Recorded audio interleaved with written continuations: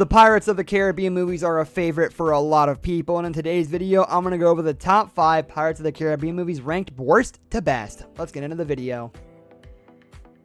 Number 5, Pirates of the Caribbean on Stranger Tides. After the original Pirates of the Caribbean trilogy ended, the franchise found itself at a crossroads. Captain Jack's desire to seek out the Fountain of Youth set up a potential 4th movie, but at World's End had more or less brought the series to a natural conclusion.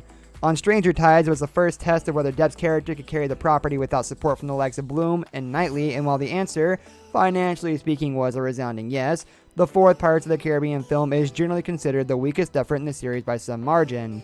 Uniting Depp and Jeffrey Rush's Barbossa with newcomers Ian McShane and Penelope Cruz as Blackbeard and his daughter on Stranger Tides certainly didn't lack for star power. Was that really necessary? Gentlemen, the fountain is to the fountain. Neither will you. Personal. Parro, ven aquí o te arranco la cabeza! You might be better off you just... Stay out of it.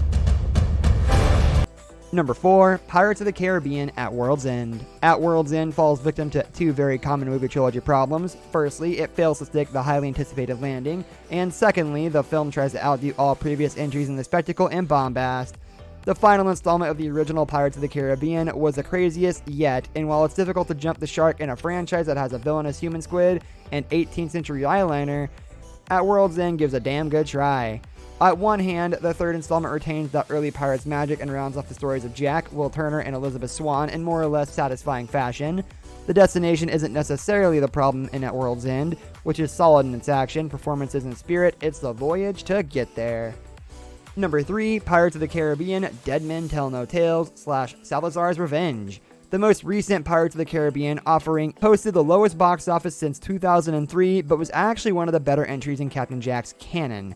Wisely moving away from On Stranger Tides and into fresh waters entirely, Dead Men Tell No Tales makes another astute creative change by introducing younger blood in the form of Britton Thwaites and Kea Scodelario. And it's difficult to go wrong with Javier Bardem on villain duty. Aside from an improved cast that brings back familiar faces without relying on them, the 5th voyage feels lighter both in terms of content and tone, making use of a streamlined plot and a return to the spirit of old. However, like The Force Awakens to 1977 Star Wars, Dead Men Tell No Tales sometimes veers too close to the original's format and risks feeling derivative.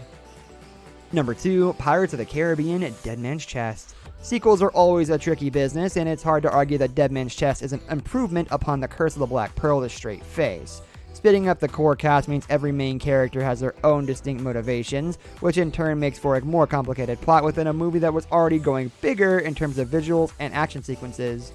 While nowhere near as disjointed as the subsequent 2 efforts would be, Dead Man's Chest does at times feel like a movie studio realizing the value of Pirates of the Caribbean and trying to angle for further installments instead of delivering the direct-to-the-vein shot of pirate goodness that was The Curse of the Black Pearl. Had Dead Man's Chest included the rescue of Captain Jack as a finale instead of aiming for a cliffhanger, the sequel might have really been onto something.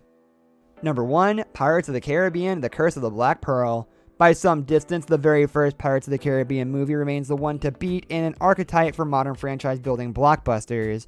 The Curse of the Black Pearl represented pirates on a previously unseen cinematic scale, and the combination of action, humor, and colorful characters ensured near universal appeal. The visuals are stunning, and although later installments would make use of improved CGI, The Curse of the Black Pearl doesn't let its sights, sounds, and explosions get in the way of good characters. Free from the burden of expectation, Pirates of the Caribbean was also a slightly more grounded experience in 2003, introducing touches of mystical sea lore rather than huge swaths of it. And that's going to do it for today's video, guys. Thank you for watching all the way to the end. If you enjoyed the video, leave a like on the video and subscribe to our channel so you don't miss out on any of our videos in the future. Also, watch the 2 videos that are on your screen because I'm sure you'll love them. With that, I'll see you in the next video. Goodbye.